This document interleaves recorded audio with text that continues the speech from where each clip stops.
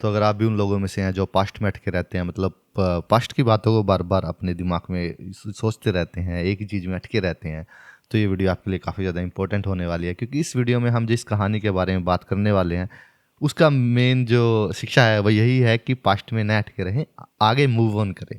तो मैं भी उन लोगों में से हूँ कि अगर मेरी लाइफ में कोई सिचुएशन आती है, मैं किसी डिबेट में अटक जाता हूँ या मतलब किसी भी तरह से इमोशनली किसी चीज़ में मैं कनेक्ट हो जाता हूँ, तो मेरा माइंड उस सिचुएशन में काम करना बंद कर देता है।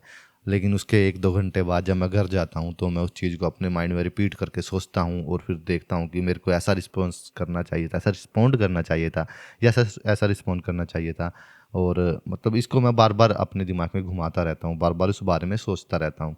हालाँकि मुझे पता है कि अभी इस बारे में सोचने से कोई ज़्यादा फ़र्क नहीं पड़ने वाला, फिर भी मतलब ओवरथिंकिंग इसके बारे में करते रहते हैं और 1 दिन, 2 दिन, कई बार तो हफ़्ते-हफ़्ते भी एक ही चीज़ के बारे में सोचते रहते हैं। तो ये एक एक टाइम के बाद, हालाँकि शुरुआत में तो ये आपके करैक्टर को ग्रो करने में हेल्प करती है कि आप किसी सिचुएशन में होते हो और उस टाइम आप उसके बारे में मतलब एक रैशनल तरीके से नहीं सोच पाते। लेकिन जब आप उस सिचुएशन से बाहर आते हो उसके कुछ टाइम बाद, आप रैशनल तरीके से अच्छे से अपने ओपन माइंड से उस बारे में सोचते हो। तब आपको समझ में आता है कि मेरे को इस तरह से रिस्पॉन्स करना चाहिए था, या उस ये बात मेरे को बोलनी चाहिए थी जिससे आउटपुट और ज़्यादा अच्छा हो सकता था।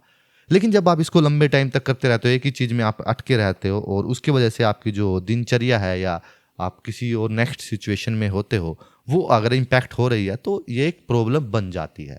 तो ऐसा मेरे साथ भी है, शायद आपके साथ भी हो। तो आज की वीडियो में हम जल्दी से बात करते हैं एक कहानी के बारे में जो आपको इससे बाहर निकलने में हेल्प कर सकती है। तो ये 2 बौद्ध भिक्षु भाइयों की कहानी है जो अपना जीवन यापन करते थे कि पूरा दिन वो एक भिक्षा माँगते थे, सॉरी पूरा दिन वो भिक्षा माँगते थे, एक नहीं भिक्षा माँगते थे पूरी। तो उसके बाद वो अपने आश्रम में लौट जाते थे। तो ये इनका दिनचर्या चल रही थी और ये अपने आश्रम में अपने गुरु से दीक्षा ले रहे थे, मतलब शिक्षा ले रहे थे। तो एक दिन ऐसा होता है कि जब वो भिक्षा माँग के अपने आश्रम की तरफ लौट रहे होते हैं, तो रास्ते में उन्हें एक नदी क्रॉस करनी होती है। तो उस नदी के किनारे उन्हें एक औरत मिलती है जो बोलती है कि आज नदी में पानी काफ़ी ज़्यादा है, तो मैं खुद से ये नदी क्रॉस नहीं कर पा रही हूँ। मुझे डर लग रहा है या जो भी सिचुएशन है कि मेरे को तैरना नहीं आता, तो आप मेरी हेल्प कर दीजिए इस नदी को पार करने में। आप मुझे अपने कंधों पे बैठा लीजिए और नदी क्रॉस मेरे को करवा दीजिए। तो उनमें जो छोटा भाई होता है वो बोलता है कि नहीं, हम जो शिक्षा ले रहे हैं अपने गुरु से, हमें ये बताया जा रहा है कि इस समय हमें औरतों की परछाई से भी दूर रहना है जब शिक्षा ले रहे हैं इस सिचुएशन में। तो हम आपकी हेल्प नहीं कर पाएँगे, क्योंकि उनके पास नाव वगैरह कुछ नहीं थी, तो मतलब ऑब्वियसली उन्हें अपने कंधों पे बैठा के या उस औरत को उठा के ही नदी क्रॉस करवानी थी। तो वो छोटा भाई मना कर देता है कि मैं या हम या आपकी हेल्प नहीं कर पाएँगे। तो बड़ा भाई इस सिचुएशन को देखता है, वो जानता है कि हाँ, नदी में काफ़ी ज़्यादा पानी है, ये औरत इसको पार नहीं कर पाएगी, पार करने की कोशिश में शायद इसको मतलब कोई नुकसान पहुंच सकता है। तो वो थोड़ा-सा अपना बड़ा दिल दिखाते हुए उसे अपने कंधों पे बैठाता है और नदी क्रॉस कर लेता है, और नदी क्रॉस करने के बाद उस औरत को अपने कंधे से उतार देता है और अपने आश्रम की तरफ वो बढ़ने लगता है। छोटा भाई भी इस बारे में बार-बार सोचता रहता है और थोड़ा-सा वो कन्फ्यूज़न में रहता है, थोड़ा असमंजस में वो रहता है। हालाँकि बड़ा भाई भी उसको देख के समझ रहा है कि ये कुछ सोच रहा है अपने मन में और कुछ दुविधा में ये है। बट ये काफ़ी लंबे टाइम तक बात नहीं करते और मतलब कुछ नॉर्मली बातें करते रहते हैं। तो इस पर्टिकुलर सिचुएशन पे वो बात नहीं करते। जब आश्रम के वो करीब पहुँचने वाले हैं तो उसका बड़ा भाई देखता है कि ये काफ़ी ज़्यादा मतलब दुविधा में है और इसकी दुविधा बढ़ रही है टाइम के साथ। तो वो उससे पूछ लेता है कि तुम किस परेशानी में हो? मैं काफ़ी टाइम से देख रहा हूँ तो कि तुम किसी परेशानी में हो। तो उस टाइम में उसका छोटा भाई बोलता है कि हमारे जो गुरु की शिक्षा है वो हमें बताती है कि हमें औरतों की परछाई से भी दूर रहना है, लेकिन आपने तो उस औरत को अपने कंधों पे बैठा लिया और नदी क्रॉस करवा दी, मतलब काफ़ी टाइम तक उसको अपने कंधे पे बैठा के रखा। तो बड़ा भाई काफ़ी शांत लहजे में बोलता है कि मैंने तो उस औरत को नदी क्रॉस करते ही अपने कंधे से उतार दिया था, पर तुम तो अभी भी उसको अपने मन में ढो रहे हो। तो अपने गुरु की शिक्षा का उल्लंघन ज़्यादा कौन कर रहा है? तो ये सुन के छोटा भाई समझ जाता है कि उसका भाई क्या बोलना चाहता है। वो अपने आश्रम की तरफ बढ़ चलते हैं। तो कहानी यहाँ पे ख़त्म होती है और काफ़ी छोटी कहानी है, लेकिन इसका जो इम्पैक्ट है वो काफ़ी बड़ा है।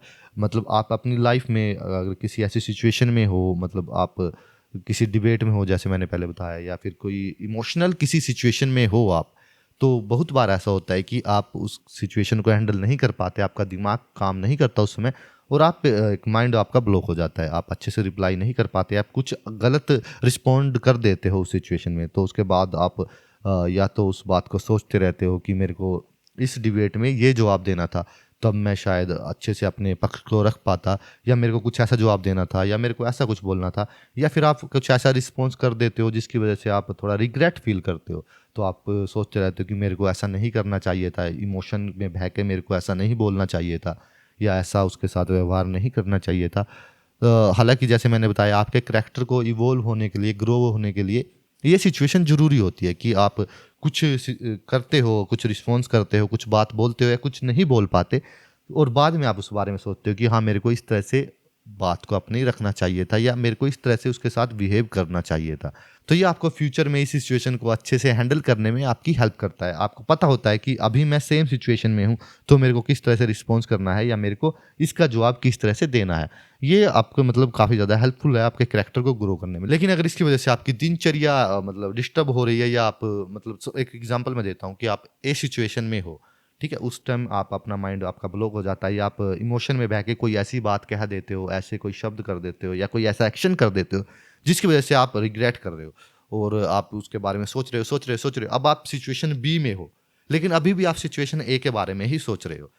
तो इस समय आप सिचुएशन बी पे ज़्यादा ध्यान नहीं दे पाते, क्योंकि आप सिचुएशन ए के बारे में सोच रहे हो, ठीक है? और आप उसके बारे में सोच रहे होते हो, सिचुएशन बी से बाहर निकल जाते हो, और आप उसमें अच्छे से रिस्पॉन्स नहीं दे पाते, अपना अच्छे से रिस्पॉन्ड नहीं दे पाते, या कुछ गलती इसमें कर देते हो क्योंकि आप सिचुएशन ए में फंसे हुए हो।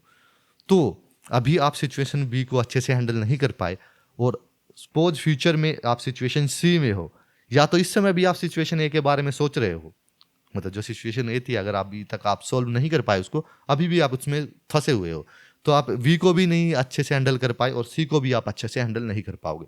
लेकिन अगर आप सिचुएशन ए से निकल चुके हो, तो आपने सिचुएशन बी में अच्छे से रिस्पॉन्स नहीं किया, या अच्छे से अपने तर्क नहीं रखे, मतलब जो भी आपने कुछ इसमें अच्छे से इस सिचुएशन को हैंडल नहीं किया, तो इस समय आप सिचुएशन सी में होते हुए सिचुएशन वी के बारे में सोच रहे हो। तो मतलब ये सर्कल चलता रहता है, और आप एक लूप में फंस जाते हो ओवर थिंकिंग के।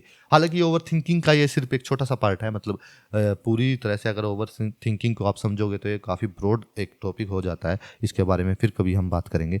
तो मतलब आप समझ रहे हो कि मैं क्या कहना चाहता हूँ। तो ये कहानी आपके लिए एक मतलब ट्रिगर का या कॉल बैक का काम कर सकती है, कि आप सिचुएशन ए से जब निकल के सिचुएशन बी में आते हो, और इस समय भी आप सिचुएशन ए के बारे में सोच रहे हो, तो शायद ये कहानी एक क्लिक का काम कर सकती है, एक ट्रिगर का काम कर सकती है, कि हाँ, मुझे उस औरत को अपने कंधे से उतार देना चाहिए, क्योंकि मैं नदी क्रॉस कर चुका हूँ। अब मैं सिचुएशन बी में हूँ, किनारे पे मैं आ चुका हूँ। अब मेरे को मतलब इस थॉट से अपने आप को हल्का कर लेना चाहिए। अभी मैं आगे, मेरे को अपनी लाइफ में बढ़ना चाहिए, कि जितना मेरे को इससे सीखना था, या जितना मेरे को उस पर ध्यान देना था, वो मैं कर चुका हूँ।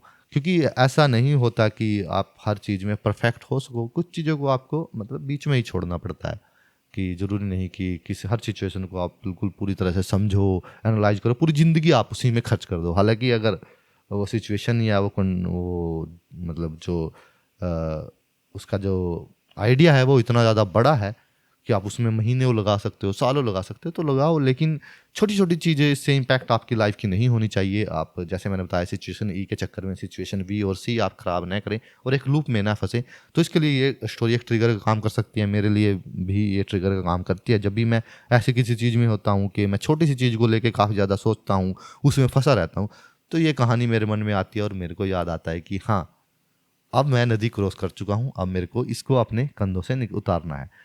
तो ये आई होप आपके लिए लाइफ में हेल्पफुल हो ये कहानी, और आपको ये कहानी पसंद आई हो। और आपके क्या कमेंट हैं, आपके क्या विचार हैं, तो कमेंट बॉक्स में लिखिए इस बारे में। और अगर आप जानना चाहते हैं कि एक ही सिचुएशन को हम अलग अलग प्रोस्पेक्टिव से किस तरह से देख सकते हैं, और ये अलग अलग प्रोस्पेक्टिव से देखना हमारे जीवन को किस तरह से बदल सकता है, हमारी सोच को किस तरह से बदल सकता है, तो यहाँ से इस वीडियो को देखिए। ये आपके लिए काफ़ी ज़्यादा इंपॉर्टेंट हो सकती है। और कोई और कहानी आपके मन में आ रही है तो वो भी कमेंट बॉक्स में लिखिए।